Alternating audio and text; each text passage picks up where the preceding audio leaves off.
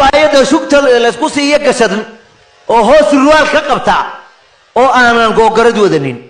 او انا عنبور هوس ودنين او انا قربسار ودنين محجابنا هل كامر يغير على الشيخ وهو سروال كقبتع او انا غوغرد ودنين هذه لا هير يدنين عليهن من جلابيبهن غوغرد حقيبه سقطا يا مواجبه غوغرد ان لقاطو تاسكو بيسان كلا عرف دوانين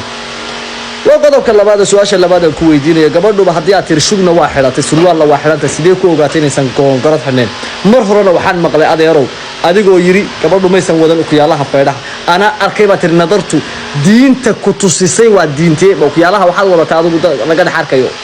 miyaan ilaahay ku yiri kooran muuminiinta waxa la amrayaa gabdhaha muuminiinta inay indhahooda laabtaan xawlaaban weyday waa qodobkaas ugu dambeeya xawga hadii wada gabdhaha la dilayo